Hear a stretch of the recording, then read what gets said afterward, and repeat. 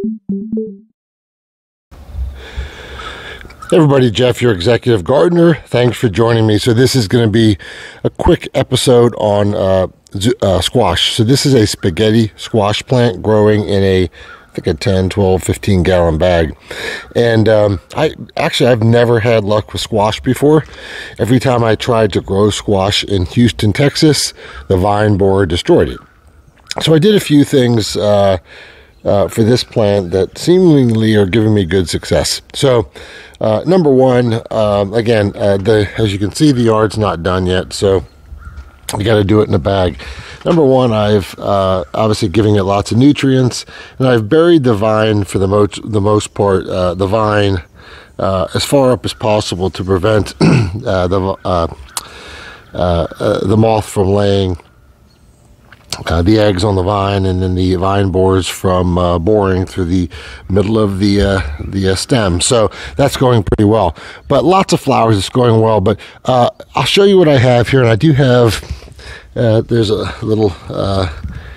It's a little squash growing right there, and there's another one on the back side. So I actually have success. I've never been successful, and for whatever reason in Pennsylvania, I've had more success against the vine borer than I did in Texas. So let's get to this. So I wanted to show you how I did this and how I made sure that I did get squash as opposed to relying on the pollinators. So let's take a look here. You'll see that's a male flower, squash flower. That's a female flower. The difference obviously is this little squash that's on the end of it. And the same would apply for zucchini or any similar plant. So all you simply do to hand pollinate is you'll take a Q-tip as such.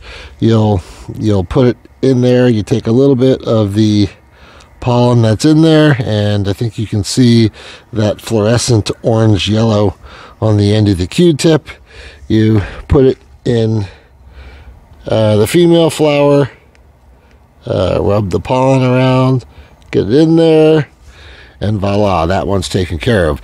So you just repeat. So again, you go from the male flower, which looks like that, to the female flower, and you repeat. As you'll see, I have another female flower right behind it, so I'll rinse and repeat, so to speak.